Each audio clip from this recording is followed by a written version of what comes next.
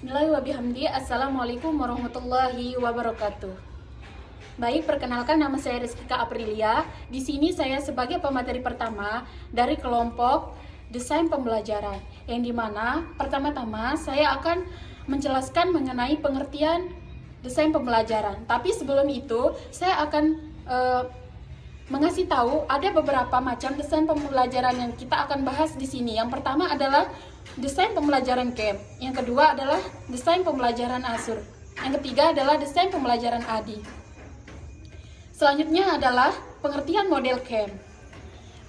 Pengertian model CAM di sini adalah model CAM sebuah model yang mengutamakan sebuah alur yang dijadikan pedoman dalam menyusun perencanaan.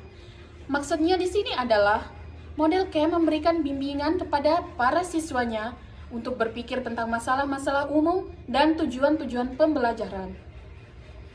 Model ini juga melihat karakteristik para siswa serta menentukan tujuan-tujuan belajar yang tepat.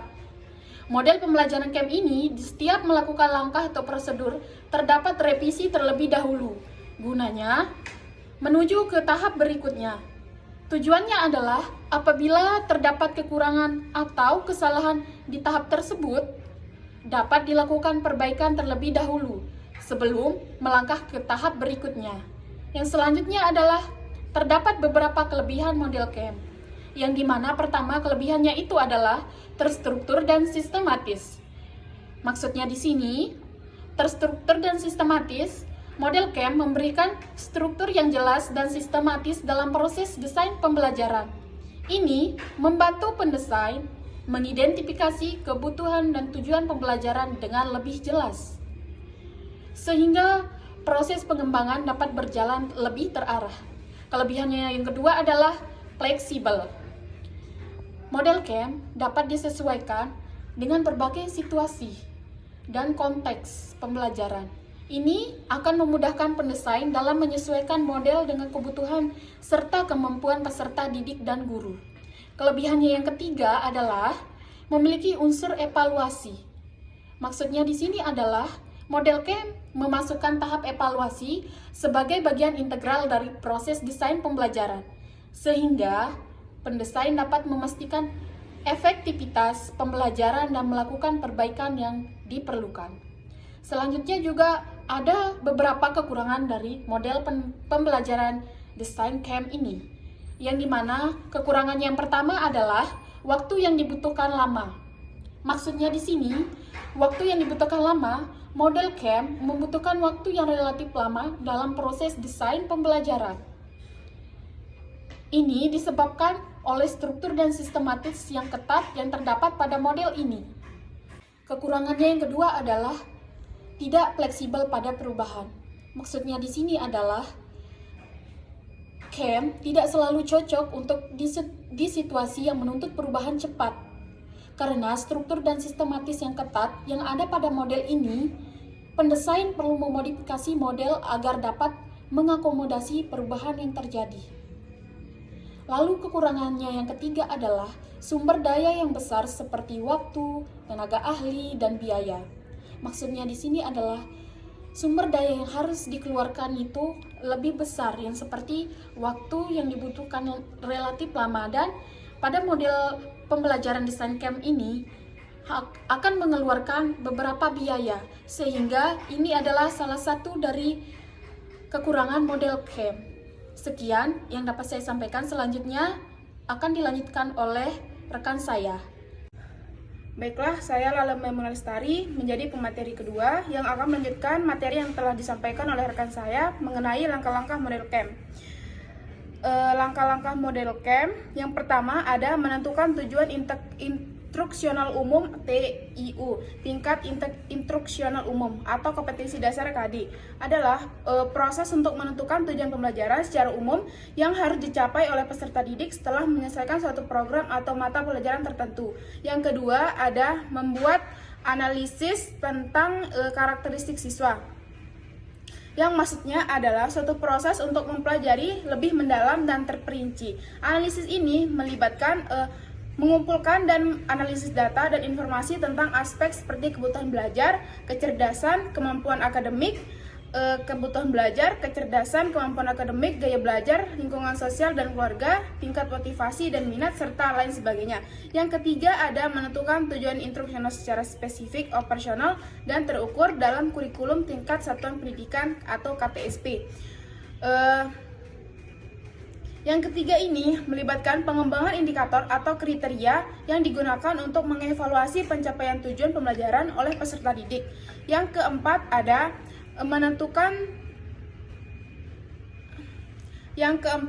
menentukan materi atau bahan ajar yang sesuai dengan tujuan instruksional khusus. Indikator yang telah dirumuskan merupakan suatu proses untuk memilih materi atau sumber informasi yang relevan dengan konsep-konsep pembelajaran yang ditentukan. Yang kelima ada menentukan tingkat kemampuan awal seseorang dalam sesuatu bidang atau topik tertentu. Dengan melakukan penjajakan atau tes awal ini, kita dapat mengidentifikasi kekuatan dan kelemahan individu dan merencanakan program atau kursus yang sesuai dengan kebutuhan dan kemampuan masing-masing individu. Yang keenam ada menentukan strategi belajar mengajar, media, dan sumber belajar adalah suatu tindakan yang dilakukan oleh pengajar untuk menciptakan suasana pembelajaran yang baik dan efektif bagi peserta didik. Yang ketujuh, ada mengkoordinasikan sarana penunjang yang diperlukan meliputi biaya, fasilitas, peralatan, waktu, dan tenaga, merupakan suatu proses untuk merencanakan dan mengalokasikan sumber daya yang diperlukan untuk mendukung pelaksanaan proses pembelajaran. Yang kedelapan, ada mengadakan evaluasi. Maksudnya adalah suatu proses penilaian dan pengukuran untuk mengukur pencapaian tujuan pembelajaran dan mengevaluasi efektivitas dari program pembelajaran. Selanjutnya ada pengertian model ASUR. Menurut Suryani di KK 2014, model pembelajaran ASUR adalah pembelajaran yang direncanakan dan disusun secara sistematis dengan mengintegrasikan teknologi dan media sehingga pembelajaran menjadi lebih efektif dan bermakna bagi peserta didik. Model ASUR adalah salah satu penunjuk dan perencanaan yang bisa membantu untuk bagaimana cara merencanakan, mengidentifikasikan, menentukan tujuan, memilih metode dan bahan, serta evaluasi. Selanjutnya ada kelebihan model ASUR. Kelebihan pertama ada lebih banyak komponennya dibandingkan dengan model materi ajar, merujuk pada fakta bahwa desain pembelajaran yang efektif tidak hanya melibatkan penyajian materi ajar, tetapi juga melibatkan aspek-aspek lain seperti tujuan pembelajaran, strategi pengajaran, materi pendukung, evaluasi, pengelolaan kelas, dan lain sebagainya. Yang kedua, ada sering diadakan pengulangan kegiatan dengan tujuan evaluate dan review, yang artinya adalah merujuk pada prinsip bahwa proses pembelajaran yang efektif melibatkan pengulangan materi dan penggunaan evaluasi untuk memperkuat pengetahuan siswa dan meningkatkan tingkat pemahaman mereka. Yang ketiga, ada turut mengutamakan partisipasi belajar dalam poin require learner participation, yang artinya memprioritaskan partisipasi siswa dalam proses pembelajaran sebagai elemen utama dari desain pembelajaran. Yang keempat ada model ASUR dapat diterapkan sendiri oleh guru untuk membantu mereka merancang dan menyampaikan materi pelajaran dengan lebih efektif. Materi selanjutnya akan dilanjutkan oleh rekan saya. Baiklah, saya Hilma Rikia di sini akan melanjutkan penjelasan materi yang telah dijelaskan oleh teman saya sebelumnya.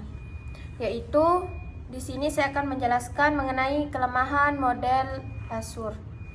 Adapun terdapat kelemahan-kelemahan dalam model pembelajaran ASUR, yaitu yang pertama, tidak mencakup satu mata pembelajaran tertentu. Maksudnya yaitu di mana mata pembelajaran tidak termasuk dalam kurikulum atau program pembelajaran yang ditawarkan. Oleh karena itu, hal ini bisa disebabkan karena berbagai macam alasan. Misalnya yang pertama, tidak relevannya dalam bidang pembelajaran atau kebutuhan siswa, dan yang kedua, kekurangan waktu atau sumber daya, dan selanjutnya adanya perubahan yang memerlukan penyesuaian kurikulum.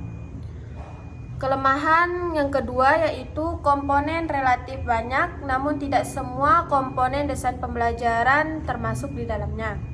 Maksudnya yaitu bahwa ada banyak komponen dalam desain pembelajaran, namun tidak semua sama atau tidak sama pentingnya. Adapun beberapa komponen mungkin lebih penting daripada yang lain, tergantung pada konteks atau tujuan pembelajarannya. Selanjutnya mengenai langkah-langkah model ASUR. Langkah yang pertama yaitu menganalisis peserta didik. Maksudnya yaitu proses untuk mengumpulkan, memutar atau menyajikan informasi tentang kemampuan, kebutuhan, dan karakteristik siswa. Hal ini bertujuan untuk memahami peserta didik secara lebih baik dan mendapatkan gambaran lebih lengkap tentang kondisi belajar maupun perkembangan peserta didik. Langkah yang kedua yaitu merumuskan tujuan pembelajaran yang kompetensi. Maksudnya yaitu di mana proses ini mengidentifikasi secara jelas apa yang diinginkan dan apa yang akan dicapai dalam proses pembelajaran. Yang ketiga, memilih metode. Dalam memilih metode ini harus sesuai dengan pencapaian tujuan yang telah dirancang atau yang telah ditetapkan. Dalam pemilihan metode ini juga harus tepat dan akan membantu meningkatkan efisiensi dan efektivitas dalam mencapai tujuan pembelajaran. Sementara itu, penggunaan metode ini tidak tepat atau tidak dapat menghambat pencapaian tujuan dan memberikan hasil yang kurang memuaskan. Oleh karena itu, penting untuk mempertimbangkan dan merekomendasikan metode yang paling cocok untuk mencapai tujuan yang diinginkan. Langkah yang keempat yaitu implementasi teknologi dan media. Maksudnya yaitu memastikan bahwa teknologi yang digunakan secara tepat dan efektif untuk mencapai tujuan yang diinginkan. Yang kelima, mengajak peserta didik untuk aktif dalam pembelajaran. Dalam langkah mengajak peserta didik untuk aktif dalam pembelajaran ini, maksudnya yaitu di mana misalkan seperti guru perlu mengadakan diskusi kelompok untuk mengajak peserta didik berinteraksi dengan teman lainnya. Yang kedua yaitu peserta guru perlu melakukan diskusi kelas atau aktivitas kreatif lainnya yang bisa mengaktifkan peserta didik dalam proses pembelajaran. Dan langkah yang terakhir yaitu mengevaluasi dan merevisi atau mengevaluasi tujuan. Maksudnya yaitu dalam proses ini untuk mengevaluasi sejauh mana tujuan yang telah ditetapkan untuk mencapai tujuan yang diinginkan dan perlu adanya revisi supaya dapat menjaga kemajuan dan kesuksesan dalam pencapaian tujuan. Selanjutnya saya akan menjelaskan mengenai pengertian model ADI. Menurut Angel Learning 2008, model pembelajaran ADI yaitu suatu model pembelajaran yang bersifat dinamis atau sistematis dengan kerangka kerja yang jelas yang menghasilkan produk yang efektif, kreatif, dan efisiensi. yang fungsinya menjadi pedoman dalam membangun perangkat dan infrastruktur program pelatihan yang efektif, dinamis, dan mendukung suatu kinerja yang baik. Sekian dari saya, selanjutnya akan dilanjutkan oleh rekan saya. Baiklah, di sini saya akan melanjutkan materi yang sudah dipaparkan oleh rekan saya sebelumnya. Langsung saja, saya akan menjelaskan langkah-langkah model ADI. Yang pertama, analisis. Analisis merupakan tahap pertama dari model ADI, yang dimana analisis merupakan kemampuan dalam mengurai konsep dan menjelaskan keterkaitan komponen yang terdapat di dalamnya. Analisis juga diartikan sebagai sebuah proses mendefinisikan apa yang dipelajari oleh peserta didik. Sebelum menentukan apa yang harus dipelajari, kita perlu melakukan beberapa kegiatan. Di antaranya adalah melakukan needs assessment atau analisis kebutuhan, mengidentifikasi masalah atau kebutuhan, dan melakukan analisis tugas atau task analisis. Yang kedua, desain atau perancangan merupakan langkah kedua dari model ADI. Desain merupakan proses sistematik yang dimulai dari menetapkan tujuan belajar, merancang kegiatan belajar mengajar, merancang perangkat pembelajaran, merancang materi pembelajaran, dan alat evaluasi hasil belajar. Upaya untuk mendesain proses pembelajaran agar menjadi sebuah kegiatan yang efektif dan menarik disebut dengan istilah desain pembelajaran atau instructional system design. Yang ketiga, development atau pengembangan merupakan langkah ketiga dari mengimplementasikan model pembelajaran ADI. Pengembangan adalah proses mewujudkan rancangan menjadi nyata. Lingkungan belajar yang mendukung proses pembelajaran harus disiapkan dalam tahap ini. Satu langkah penting dalam tahap pengembangan adalah uji coba sebelum diterapkan implementasi. Tahap uji coba merupakan bagian dari salah satu langkah ADI, yaitu evaluasi. Lebih tepatnya evaluasi formatif, karena hasilnya digunakan untuk memperbaiki sistem pembelajaran yang sedang dikembangkan. Yang keempat, implementasi atau implementation atau pelaksanaan merupakan langkah keempat dari model ADI. Implementasi merupakan langkah nyata untuk menerapkan sistem pembelajaran yang dibuat. Pada tahap ini, semua yang telah dikembangkan dipersiapkan sesuai dengan peran dan fungsinya agar bisa diimplementasikan. Misalnya, jika diperlukan penataan lingkungan, maka lingkungan harus ditata sedemikian rupa. Yang kelima, evaluasi atau penilaian merupakan merupakan proses untuk melihat hasil dari sistem pembelajaran yang sedang dibangun. Evaluasi ini merupakan proses yang dilakukan untuk memberi nilai terhadap program pembelajaran. Penilaian terhadap kompetensi, pengetahuan, keterampilan, sikap peserta didik setelah memperoleh program pembelajaran. Selanjutnya, kelebihan model ADI. Selain kelebihan model ADI, kelebihan dari model ADI yaitu memperlihatkan perkembangan ranah kognitif, afektif, dan psikomotorik. Siswa bersifat konsisten dan reliable, artinya tidak dapat berubah-ubah dan dapat dipercaya. Saling ketergantungan satu sama lain sehingga tidak ada unsur yang terpisah dari sistem serta sederhana dan terstruktur dengan sistematis, sehingga model desain ini akan mudah diperoleh oleh para pendidik. Kemudian, kekurangan model ADI merupakan model yang memiliki 5 komponen yang saling berkaitan dan terstruktur secara sistematis, sehingga dalam pengaplikasiannya tidak bisa dilakukan secara acak melainkan harus sistematis, yaitu mulai dari analisis, desain, development, implementation, dan evaluasi. Juga model pembelajaran ini memperhatikan 3 ranah, yaitu penilaian, yaitu ranah kognitif, afektif, dan psikomotorik. Sekian, wabillahi taufiq wal hidayah. Wassalamualaikum warahmatullahi wabarakatuh.